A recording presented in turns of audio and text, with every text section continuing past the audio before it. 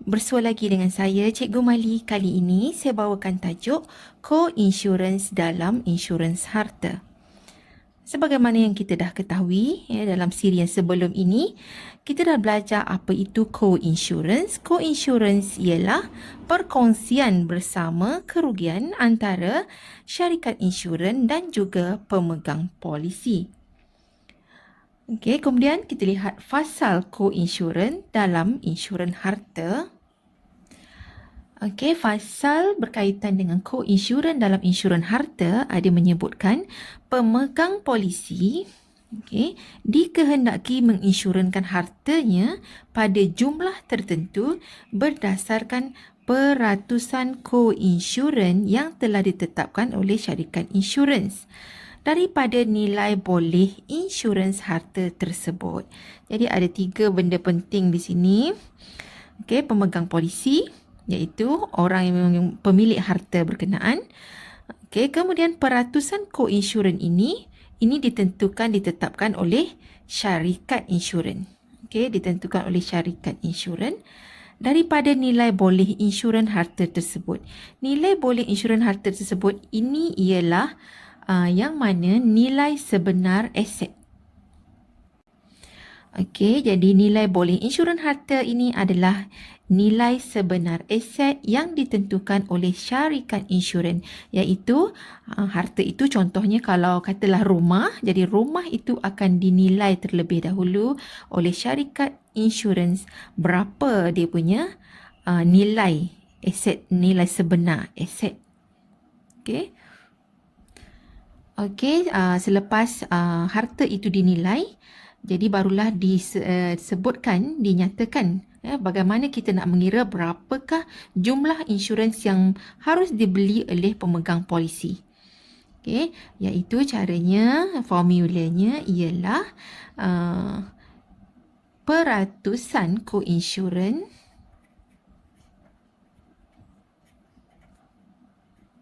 yang peratusan co-insurans ini ialah ditentukan oleh syarikat insurans. Okey, bergantunglah berapa syarikat insurans nak bagi. Okey, peratusan co-insurans darab dengan nilai boleh insurans ini, iaitu nilai sebenar aset. Jadi inilah formulanya. Peratusan co-insurans yang ditentukan oleh syarikat insurans, kita darabkan dengan nilai boleh insurans harta, iaitu yang ini. Yang ini ialah nilai sebenar aset yang ditentukan oleh syarikat insurans. Jadi sebelum seseorang itu mengambil polisi insurans yang berkaitan dengan harta, jadi aset itu perlu dinilai terlebih dahulu. Dah tahu nilai yang itu, nilai yang itulah kita darabkan dengan peratusan co-insurans. Okey, sekarang kita lihat contoh. Saya ringkaskan saja contoh ini. Jadi sebenarnya kalau dalam soalan ayatnya panjang. Jadi kita ambil poin-poin penting daripada soalan berkenaan. Contohnya katalah ada Puan Nora. Puan Nora ni dia ingin membeli insurans kebakaran untuk rumah dia. Jadi asetnya di sini, hartanya di sini ialah rumah. Okey. Nilai boleh insurans rumah itu ialah RM400,000. Jadi nilai boleh insurans ini ialah mana apabila harta itu dinilai terlebih dahulu. Ada orang yang akan pergi nilai rumah berkenaan dan ditentukan berapa nilai yang boleh diinsurankan untuk rumah itu. Jadi itu yang ini dalam soalan ini dinyatakan iaitu RM400,000. Okey, peruntukan co-insurans-nya ialah 80% daripada ini, daripada nilai boleh insurans rumah itu. Okey, maksudnya ini ditentukan oleh syarikat insurans. Ini ditentukan oleh syarikat insurans. Berapa peratus ni? 80% sahaja daripada 400,000 ini yang boleh ditanggung oleh syarikat insurans. Deductible pun ada dinyatakan di sini iaitu RM2,000. Soalan dia yang pertama ialah hitung jumlah insurans yang harus dibeli oleh Puan Nora. Okey, untuk mengira berapakah jumlah insurans yang harus dibeli oleh Puan Nora, kita ikut formula ini. Iaitu peratusan co-insurance darab dengan nilai boleh insurans harta. Iaitu peratusan tadi dia nyatakan 80%. Jadi 80% boleh tulis sebagai 80% darab dengan nilai boleh insurans hartanya. Iaitu yang telah dinilai oleh syarikat insurans rumah itu ialah 400,000. Jadi kita darabkan dengan 400,000. Jadi ini adalah bersamaan dengan 320,000. Jadi inilah jumlah insurans yang harus dibeli oleh Puan Nora. Okey, seterusnya kita dah kira tadi Puan Nora perlu membeli jumlah insurans iaitu 320,000. Okey. Seterusnya soalan yang kedua, rumah Puan Nora terbakar. Okey, jumlah kerugiannya ialah RM30,000. Jadi di sini hitung bayaran pampasan. Jadi kita nak tengok pula pampasan yang diterima oleh Puan Nora jika dia insuranskan rumahnya. Okey, ada beberapa kes lah. Yang pertama ini jika dia insuranskan rumahnya pada jumlah insurans yang harus dibeli. Bermaksud dia beli iaitu dengan harga RM320,000. Dia beli polisi yang harganya RM320,000. Okey, jadi untuk yang ini kita kata Puan Nora menginsurans rumahnya mengikut apa jumlah insurans yang harus dibeli. Dibeli RM320,000. Sama. Okey, jadi dalam kes ini senang sahaja. Bila kita beli nilai yang sama tak ada masalah. Jadi bermaksud di sini ialah jumlah kerugian. Kita tolakkan sahaja dengan deductible. Iaitu jumlah kerugian tadi ialah RM30,000. Okey, jadi bermaksud di sini RM30,000. Cuma dia perlu tolak dengan deductible. Deductible tadi dah dinyatakan iaitu RM2,000. Sebab deductible sebagaimana yang kita ketahui itu mesti dibayar sendiri oleh pemegang polisi iaitu Puan Nora. Puan Nora kena bayar RM2,000 ini tetap. Jadi yang pihak insurans akan bayar ialah jumlah kerugian tolak dengan deductible iaitu RM28,000.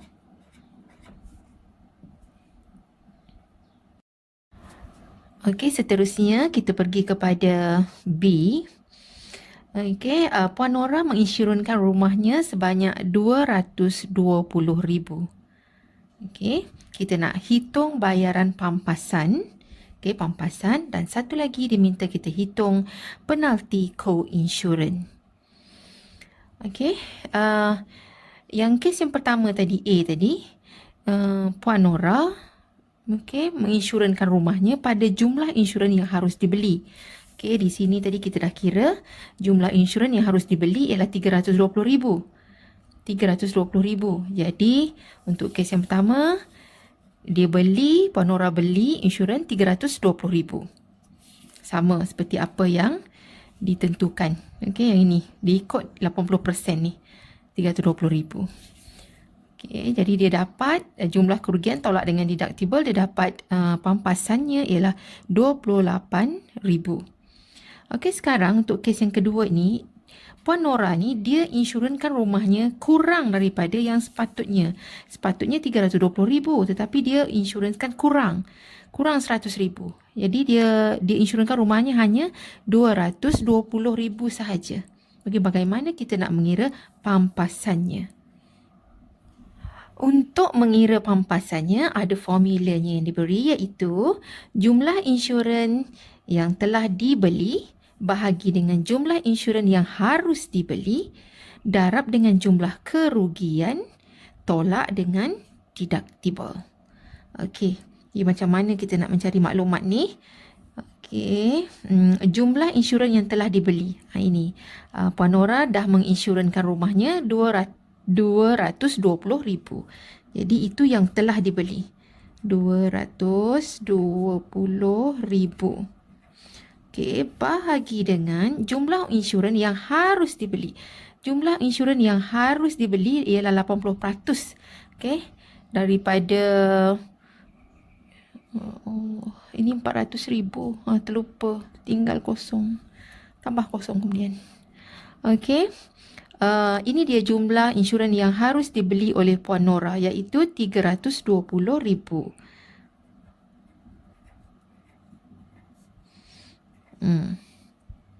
Okay. Kemudian darab dengan jumlah kerugian. Jumlah kerugiannya tadi dalam ayat ni ada disebut, iaitu jumlah kerugiannya ialah ni yang disebut ya, jumlah kerugian 30,000. Jadi kita darab sini 30,000. Lepas tu tolak dengan deductible. Deductible dia ada sebutkan dah, iaitu 2,000. Tolak dengan 2,000. Jadi kita selesaikan yang ini. Kita dapat 20,625. Okey, lepas tu tolak dengan 2,000. Jadi kita dapati pampasannya ialah RM 18,625. Okey, jadi inilah nilai pampasannya. Okey, seterusnya kita diminta mengira penalti co-insurance. Penalti co-insurance ialah bersamaan dengan jumlah kerugian. Okey, jumlah kerugian iaitu 30,000. Kita tolakkan dengan nilai ni. Yang sebelum ditolakkan deductible ni. Okey, yang ini. Okey, iaitu 20,625. Jadi nilainya ialah RM 9,375. Jadi ini ialah dikenal sebagai penalti co-insurance, dan yang ini tadi pampasan. Okey. Okey, cara ini ialah kita perlu guna apabila kita menginsurankan rumah. Puan Nora menginsurankan rumahnya kurang daripada yang sepatutnya, yang harus dibeli. Kurang. Okey, kalau dia beri sama, sepatutnya dia kena beli 320,000 dan Puan Nora beli 320,000, ikut seperti yang disarankan, tak ada masalah. Okey, kita ikut saja pengiraan yang ini. Kemudian yang kalau dia beli kurang, bila masalahnya ialah apabila dia beri kurang daripada yang sepatutnya, kita kena ikut formula ini. Okey, jumlah insurans yang telah dibeli bahagi dengan jumlah insurans yang harus dibeli, darab dengan jumlah kerugian. Lepas tu tolak deductible. Dan dalam masa yang sama kita kena kira pula penalti co-insurance-nya berapa.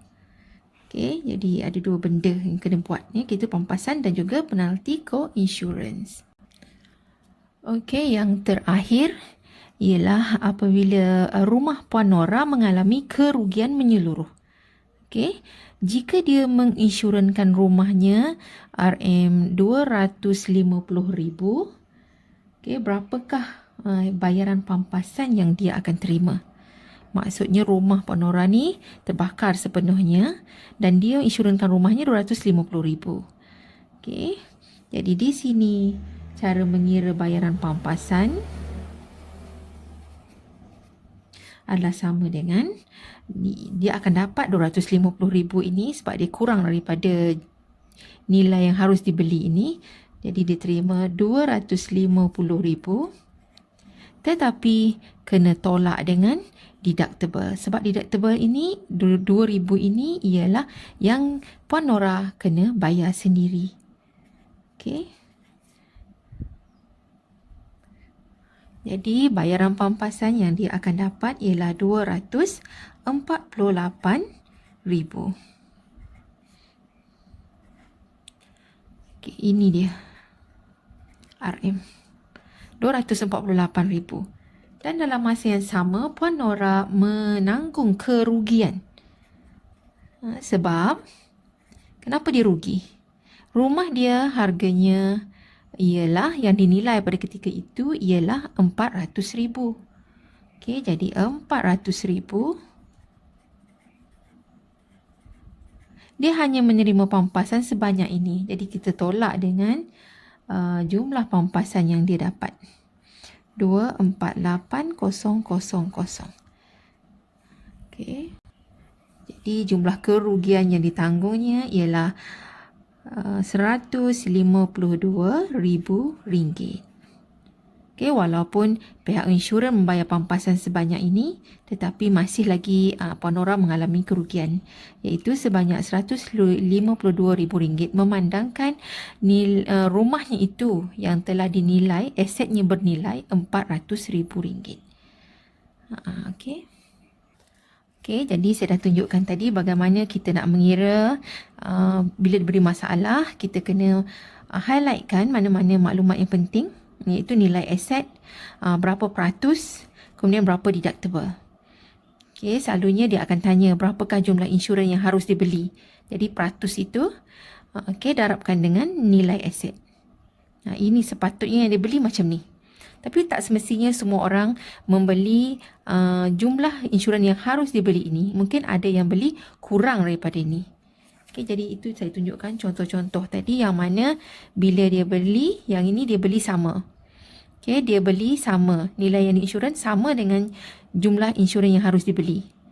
Okey, bila dibeli sama, tak ada masalah. Cumanya bila kita nak kira pampasan dia, cuma RM300,000, RM30,000, jumlah kerugian yang RM30,000 itu tolak sahaja dengan deductible.